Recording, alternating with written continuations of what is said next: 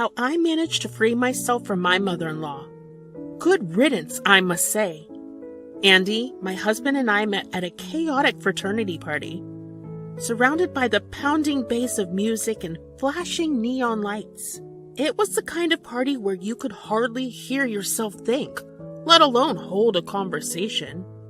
Amid the chaos, our eyes locked, and the world around us seemed to fade into the background.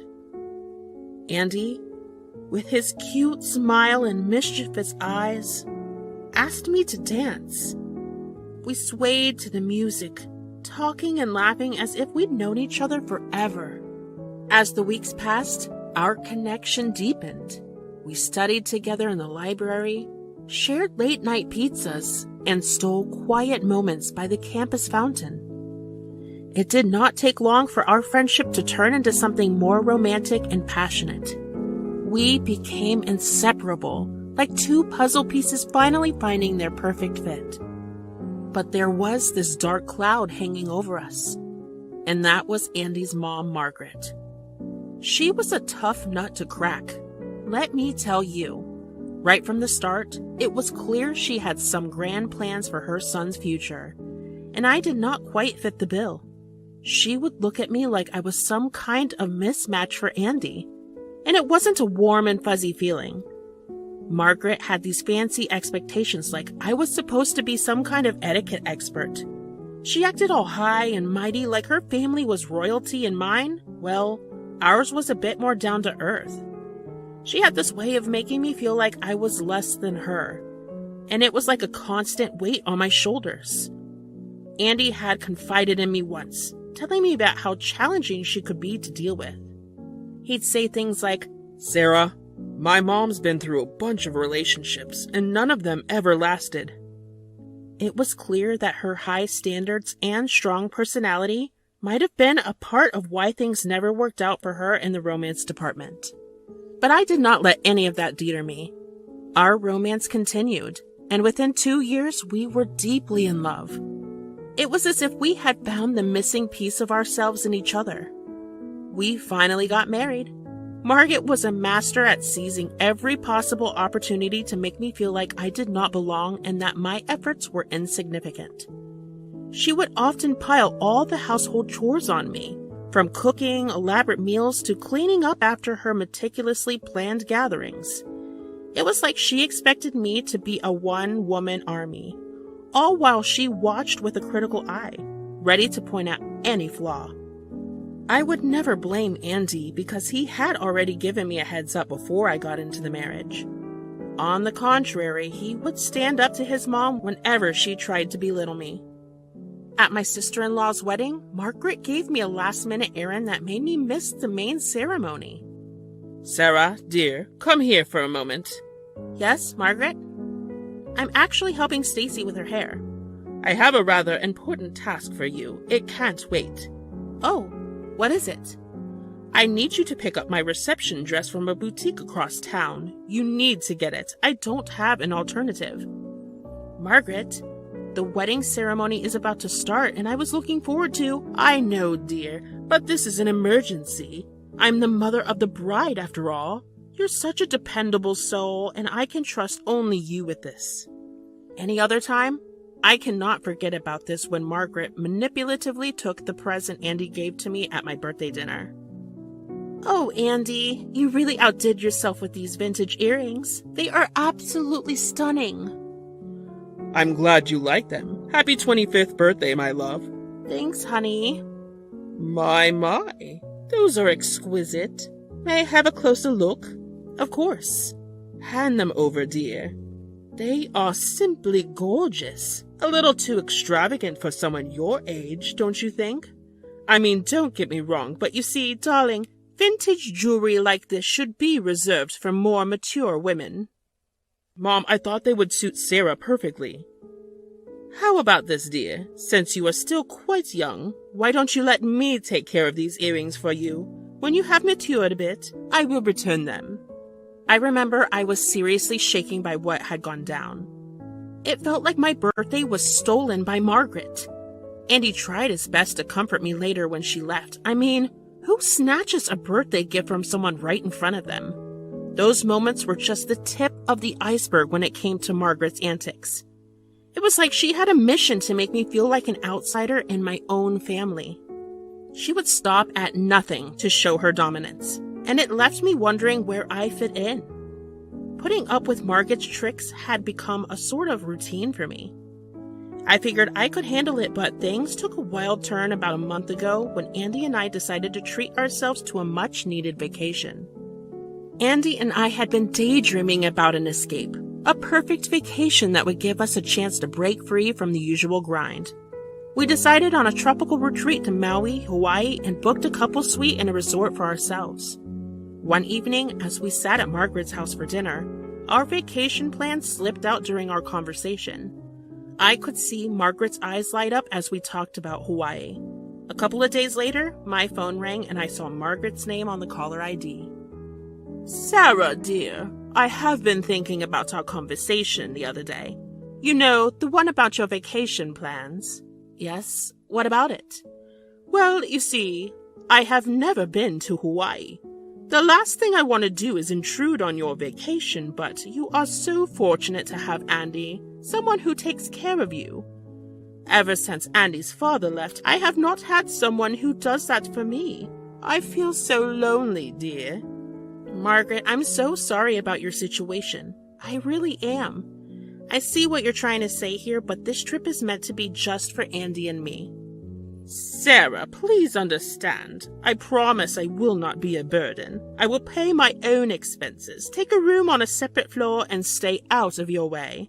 You and Andy can enjoy your vacation together. Please talk to Andy about this." "Margaret, I want to help you, but I also don't want our vacation to turn into—" "Please, just think about it. I've never been to Hawaii, and the time is ticking away. You know I'm not getting any younger." "All right, let me talk to Andy and see what we can do." I talked to Andy about Margaret's unexpected request. He knew his mother inside and out, and he was well aware of her tendencies. He hesitated for a moment, then let out a sigh. "Okay, honey. Just because you are asking me to, I'll talk to my mom and ask her to come along with us, but we need to establish some boundaries and make it crystal clear that this is our vacation too." Our trip to Maui had its fair share of twists and turns. Margaret, the third wheel, had bulldozed her way into joining us, and right from the get-go, I could sense this vacation would not be the relaxing escape we had hoped for. It all started with a petty tiff over the window seat on the flight. I wanted to sit by the window because I was claustrophobic, but Margaret insisted on having the window seat because she wanted to soak in the view, and obviously, I was the one who had to give up on the seat. As we landed in Hawaii and checked into our hotel, I thought Margaret would head to her separate room, but nope. She decided to move in with her bags right into our suite. Andy and I exchanged worried glances, but there was not much we could do at that point. The first day was a mix of beach beauty and Margaret sticking to us like glue. She insisted on doing everything together, which meant Andy and I could not even have a quiet moment to ourselves. I was dreaming of romantic beach walks and intimate dinners, but those dreams felt pretty distant. She went for a swim, and afterwards she handed me her sandy, dirty clothes and asked me to wash them. I kid you not, I had not signed up for laundry duty. It was like Margaret had brought some bad juju with her on this trip, because you will not believe it, but on the second morning, as we were sipping our morning mocktails and enjoying the Hawaiian breeze, Andy's phone rang with an urgent call from his office. "Hey babe, we have got to go right away. I hate to break it to you, but I have got to head to Atlanta. My boss just called, and there was this construction project my colleague was managing, but he had a family emergency. My boss wants me to step in and take over the show in Atlanta." Hey, I completely get it. Vacations will come and go. Andy checked his phone. "My boss just sent me these details. It looks like I will be away for about 6 months. 6 months is such a long time, Andy. I can't help but feel like I'm going to miss you terribly. It is going to be tough without you." "I will miss you too, honey. I will be counting down the days until I am back in your arms." "It's fine, it's just 6 months. We have a lifetime together. We will get through this. Thanks for being cool about it, Sarah. Start packing and I will give Mom the news as well. We flew back home from Maui, and the very next day, Andy had to jet off to Atlanta for his project.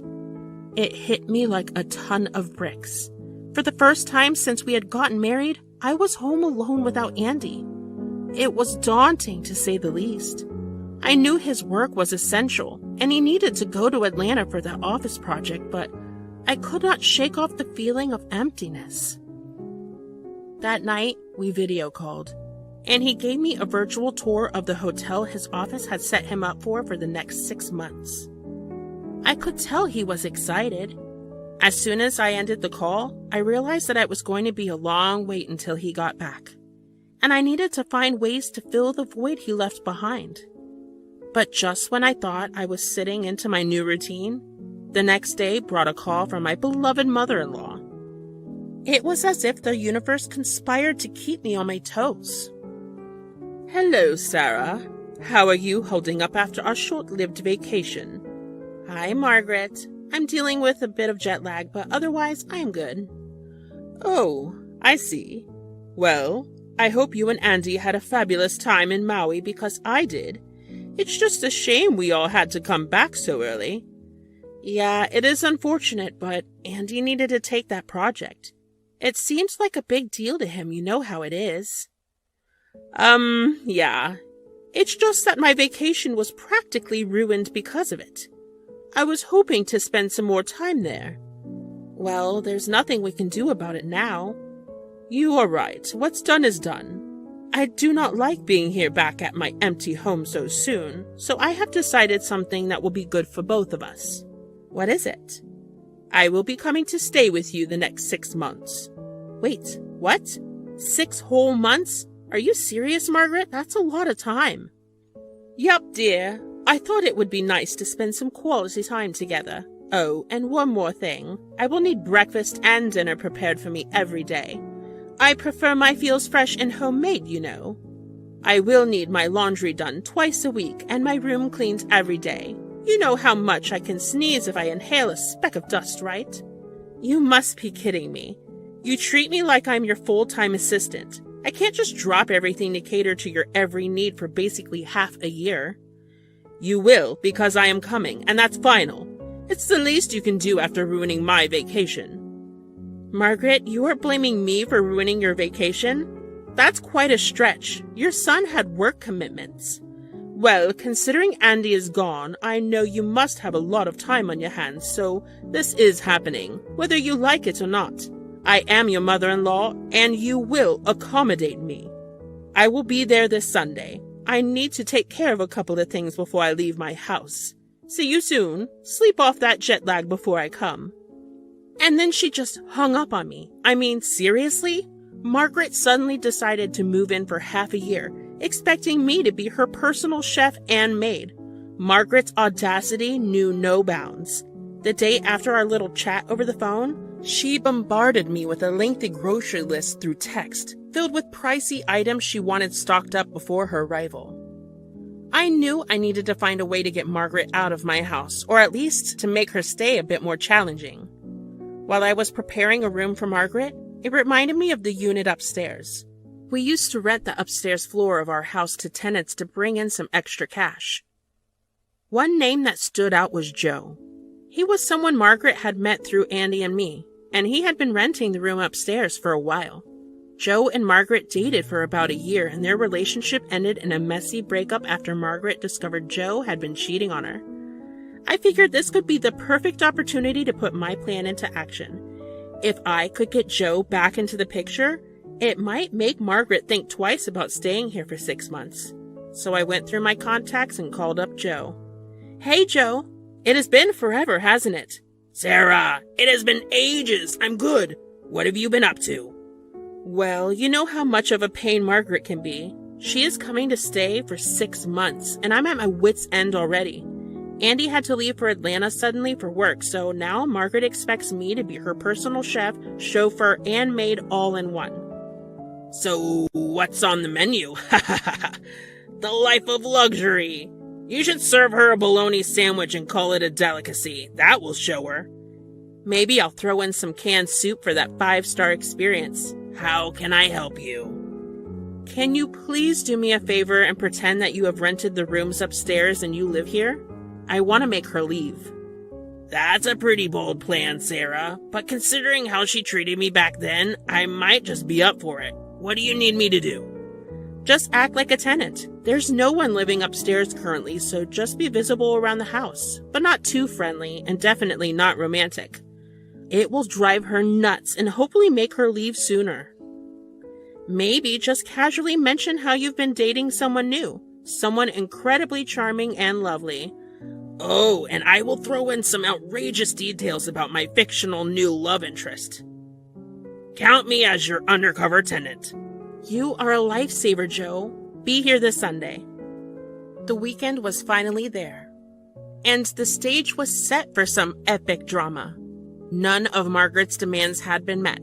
No fancy groceries, no breakfast or dinner preparations, and no obsequious waiting on her hand and foot. I was feeling a mixture of nerves and excitement as I thought about how this would all play out. Honestly, I had had enough of her high-handedness and manipulation. Joe, my ally in this little charade, was upstairs ready to play his part. When Margaret finally showed up, she practically rolled out of her taxi with not one, not two, but 3 massive suitcases. Hey there. Say hi to your new housemate. Why don't you grab those suitcases and bring them inside? I shrugged off her request and just followed her inside. The moment we walked through the door, she headed straight for the refrigerator and inspected it. Hey, I asked you to grab the groceries, but you did not. What's up with that? I'm sorry, Margaret. I got a bit distracted and forgot. I will get them right away. And what about my suitcases? Did you already put them in the room I will be staying in? Nope, not yet. Those things were too heavy for me to handle solo. Let me quickly ask my tenant for a hand. Look at you, acting all delicate. I hurried upstairs and signaled to Joe. He followed me down the stairs and into the house. What's he doing here? I already mentioned that I was getting some assistance with the suitcases. This is unbelievable. Joe is your new tenant? That's correct, Margaret. He is renting a room here now. I'm sorry, I think I forgot to mention it. Get him out of here, Sarah. Well, I did pay my rent, and it does come with certain rights, you know. This is utterly inappropriate. I can't believe you'd bring him as a tenant into our home without even consulting Andy or me. Yeah, Margaret, Sarah here is a fantastic landlord. She even made some pancakes on my first day, unlike someone who refused to cook for me if I did not buy her a pair of designer heels. This is not a joke, Joe. I'm extremely disappointed in you, Sarah. You have let this whole situation spiral out of control. It's not like Joe is going to disrupt your vacation. Yeah, don't worry about it all, Margaret. My girlfriend is going to be here in a week. You will hardly notice we're here. My girlfriend and I are experts at being stealthy. I cannot take this anymore. Screw 6 months. I cannot spend a minute here. I am leaving. Oh, but I was just on my way to get the groceries you asked for. Save it, Sarah. You will be punished for your doing. After Margaret made her dramatic exit, I thanked Joe that I owed him big time. I told Andy about the prank I pulled on his mom during our video call later that night. He burst into laughter, finding the whole situation rather amusing. He gave me a big virtual kiss and said, You did what you had to do, Sarah. I know how challenging Mom can be, and honestly, I think you handled it brilliantly. Now, as I sit here writing this, Andy will be away for work for 5 months. It's tough being apart, but I've used this time to explore new hobbies. Gardening has become my sanctuary, a place where I can find solace and reconnect with nature. I have also taken up painting and started experimenting with new recipes in the kitchen. These activities have kept me busy. Until Andy gets back home, I think I will continue to cherish our phone calls and video chats, making the most of the time we have, no matter the distance.